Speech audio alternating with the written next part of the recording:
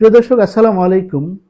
হাটে মাঠে ঘাটে সমাজে সব জায়গায় একটা সমস্যা হচ্ছে, বিএনপি কেন তাড়াতাড়ি ইলেকশন চায়, আবার এনসিপি কেন দেরিতে ইলেকশন চায় বা বেশি দেরিতে চায়, এবং জামাত কেন একটা মধ্যবর্তী সময় ইলেকশন চায়। এই নিয়ে কিন্তু খুব বেশি কথা হচ্ছে না। দেখুন, এই যে তিনটি প্রধান দল বাংলাদেশে এখন, বিএনপি, জামাত এবং নতুন দল এনসিপি, যারা নয়া বন্দোবস্ত চায়, নতুন বন্দোবস্ত চায়, তাদের এই তিনটি দল এক একজন নির্বাচনের টাইম এক এক সময় চাচ্ছেন কেন? এখানে কিন্তু কেউ মনে করার সুযোগ নেই যে এনসিপি খুব উদার, তারা চায় যে খুব বেশি সংস্কার হোক, এই সরকার একটু আরো কিছুদিন ভালো কাজ করুক, তারপর নির্বাচন। বিষয়টা কিন্তু মোটেই এরকম না। বিষয়টা হচ্ছে, এনসিপি কেন দেরিতে ইলেকশন চায়? সদ্য গঠিত যে এনসিপি জাতীয় নাগরিক কমিটি, তাদের এখনো সব জায়গায় কমিটি তৈরি হয়নি, দলের নিবন্ধন পায়নি, সবে একটা দল তৈরি হলো, তাদের অনেক কাজ বাকি। যত দিন যাবে তারা দলকে গোছাতে পারবে এবং মানুষকে তাদের দলে টানতে পারবে। এছাড়াও আরেকটি কাজ আছে। বিএনপি যেহেতু সবচেয়ে বড় দল, তাদের সারা দেশে সংগঠন আছে, প্রচুর কর্মী আছে, প্রচন্ড জনপ্রিয়তা আছে। এই কারণে বিএনপির কর্মীরা হাট ঘাট মাঠ চৌরাস্তা বাজার সব জায়গায় যে দখলের রাজত্ব, সেই যে আগের রাজনীতি, পুরাতন রাজনীতি, আওয়ামী ফ্যাসিবাদের রাজনীতি, সেটা শুরু করেছে। কারণ দীর্ঘ সময় আমরা ফ্যাসিবাদে থাকার ফলে ওই যে আওয়ামী লীগ একটা ফ্যাসিস্ট কাজ করতো, সেটার জবাবে যে রাজনীতি, সেই রাজনীতি, সেই কারণে বাংলাদেশের গণতন্ত্র বা রাজনীতি বিকশিত হয়নি।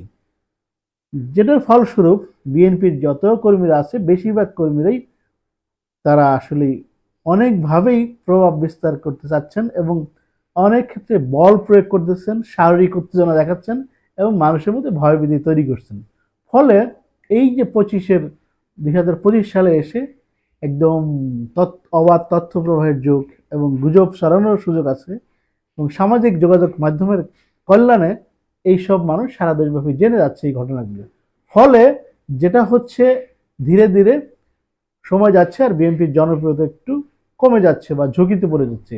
সেজন্য, সে কারণে বিএনপি খুব দ্রুত নির্বাচন চায়। যত তাড়াতাড়ি নির্বাচন হবে তাদের জনপ্রিয়তা ঠিক থাকবে বা অটুট থাকবে। তারা মনে করতেছে তাদের যে জনপ্রিয়তা, তাদের যে ভোটার ব্যাংক, সেটা ইনটেক্ট থাকবে।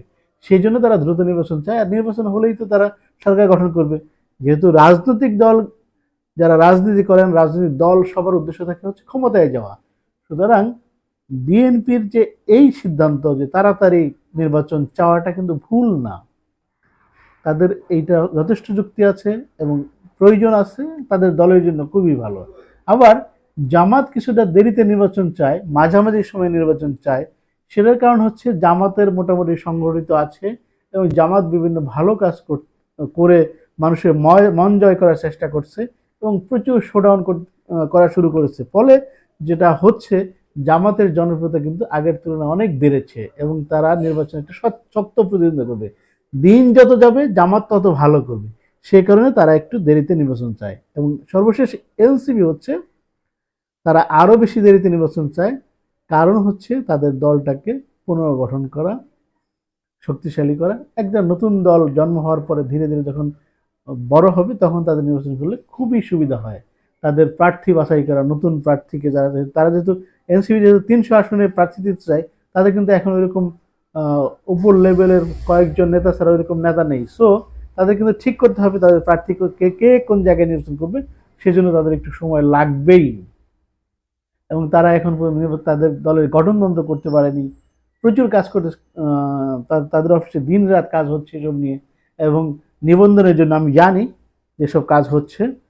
ফলে তারা একটু দেরিতেই নির্বাচন যাবে। তো মোট কথা হচ্ছে, বিএনপির তাড়াতাড়ি নির্বাচন চাওয়া এবং এনসিপি এবং জামাতের একটু দেরিতে নির্বাচন চাওয়া কোনোটাই দর্শনীয় না, কোনোটাই অন্যায় না। তবে বিএনপি একটা নতুন কাজ করেছে। বিএনপির নামে একটা বয়ান বাজারে চালু ছিল যে তারা বিচার চায় না, নির্বাচন চায়, শুধু নির্বাচন চায়। এইবার কিন্তু বিএনপি সেটা পুরাপুরি অপোজ করে দিয়েছে, ডিনাই করে দিয়েছে। তারা প্রমাণ করেছে তারা দৃশ্যমান বিচার চান। কারণ বিচার ছাড়া তারা নির্বাচনের আগেই বিচারটা দেখতে চান, এবং বিচারটা যদি তারা ক্ষমতায় যান, তাহলে তারা এই বিষয়টা সামনে নিয়ে এগিয়ে যাবেন, সেটাও তারা ব্যক্ত করেছেন। ফলে প্রতিটা রাজনৈতিক দল তাদের ভোটের হিসাব করেই এবং ভবিষ্যৎ হিসাব করেই এই নির্বাচনের টাইম নিয়ে বিভিন্ন রকম 3 রকম মন্তব্য দিচ্ছেন। দেখুন, ভোট কিন্তু নির্দিষ্ট এরকম না, এটা জড় পদার্থ না বা জলজ বস্তু না কোনো পুকুরে আছে যে এখানেই স্থায়ী থাকবে। যত বড় দলই হোক তারা যদি মনে করেন তাদের সব ভোট এক জায়গায় যাবে, নো, ভোট কিন্তু সুইং হয়, ভোট কিন্তু চেঞ্জ হয়ে যায়।